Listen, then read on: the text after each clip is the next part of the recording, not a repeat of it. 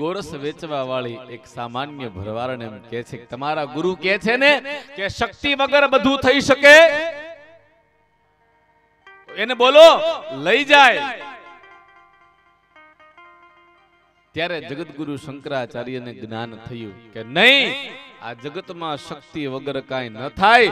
પછી એને સ્તુતિ લખી, ન તાતો ન માતા ન બંધુર ન દાતા ન પુત્રો ન પુત્રી ન મૃત્યુ ન ભરતા ન જાયામિ વિદ્યા ન વૃત્તિર્મમેવમ ગતિસ્ત્વમ ગતિસ્ત્વમ ત્વમેકા ભવાની.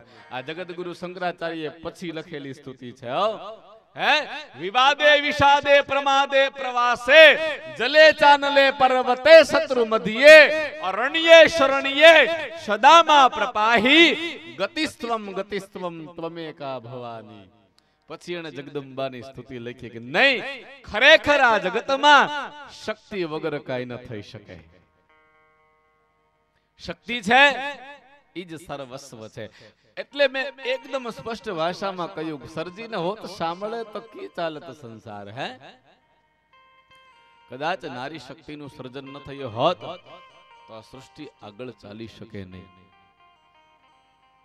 અને એમાં છે દરેક પાત્રને ઈ ભજવી શકે છે. અને ભાવ જ એવો છે, માતૃભાવ તો બહુ સમજવા જેવો છે. માં પોતાના બાળકને કોઈ પણ દવા પાતી હોય ને, કઈ બીમાર હોય ને દવા પાય ને, તો એક નાની એવી વાટકીની અંદર દવાને ઘોળે, પછી પોતાના લાલાને ખોળામાં સુવડાવી માથે હાથ ફેરવે, પછી પોતે પેલા એ દવા ચાખે, જો બેટા કડવી નથી એમ કરીને ભાવથી પાય. હવે ઈ જ પ્રયોગ ક્યારેક આ બાજુ કરવા દેવો. રાધે રાધે. એ પ્રયોગ તો પેલા તો પકડીને,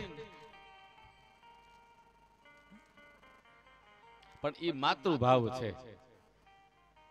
મોઢે કહું માં અને હકે નાનપણ હાંભરે, પછી આ મોટપની મજા ઈ બધી કડવી લાગે કાગડા. કાક બાપુ કહે છે માં કહેતા છે ને વ્યક્તિનું મોઢું ભરાઈ જાય.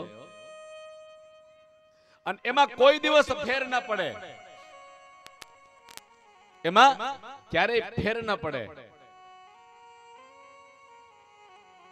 એક માને કદાચ 5 દીકરા હોય ને, અને એક ઓરડીની અંદર રહેતા હોય, એક નાના ઓરડામાં રહેતા હોય,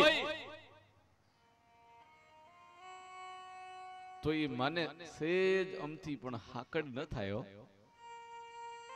હા, એ 5 દીકરાનો સમાવેશ ઓરડાની અંદર કરી દે.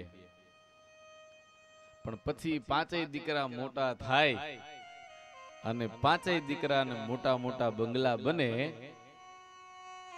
પછી 5 માંથી એકેય બંગલામાં ઈ માં રહી શકે એટલી જગ્યા ન હોય સાહેબ.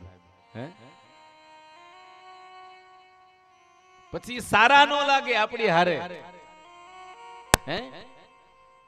બાને દાદાને ઘરે રાખજો, બોલે કેમ? એ આપણી ભેગા નહીં સારા લાગે. અરે ધિક્કાર છે તારી જિંદગીને, શું ન સારા લાગે? હે ગંગાના નીર તો વધે ઘટે,